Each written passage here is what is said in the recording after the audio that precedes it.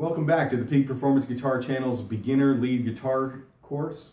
I am Dean Kay. This is lesson 2, How to Bend a String. For the first lesson, we learned the E pentatonic minor scale down here in the open position.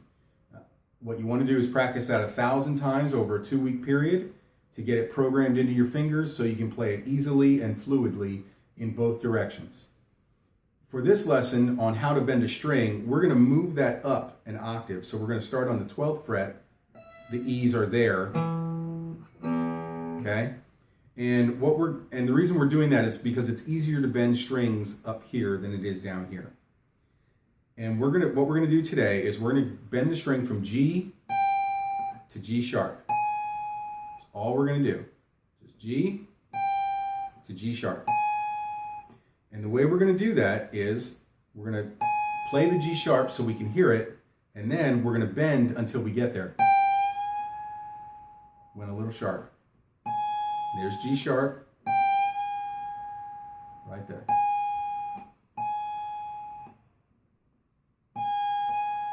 Right there. A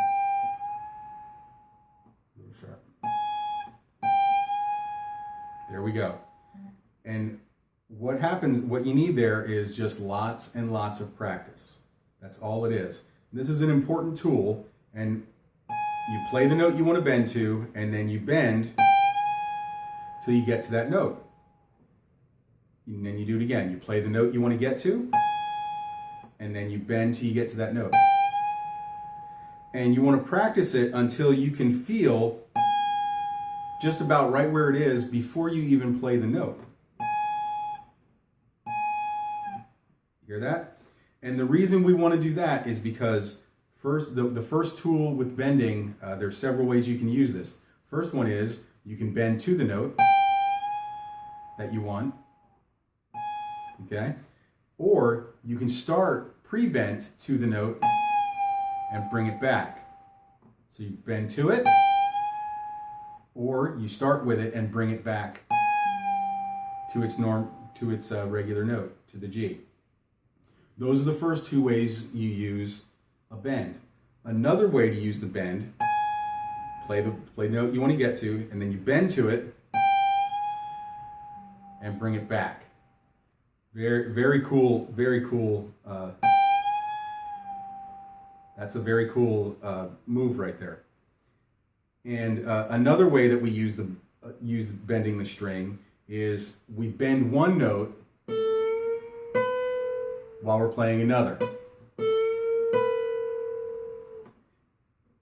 We do this on several different strings.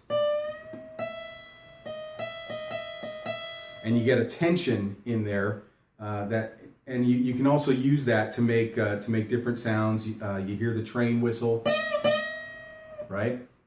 You do that with a bend and playing another stationary note. And then a little more advanced way of using a string bend is on strings 2 and 3.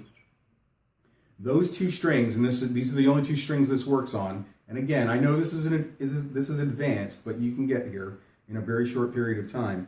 Is if you bend both of these strings at the same time, strings 2 and 3,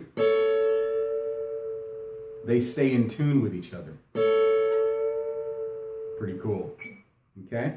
So that's bending a string. First, you want to learn how to bend to the note you want, and then you want to work up to where you can just feel it, and you know you're in the right place, and you pre-bend to the note you want and bring it back down, and then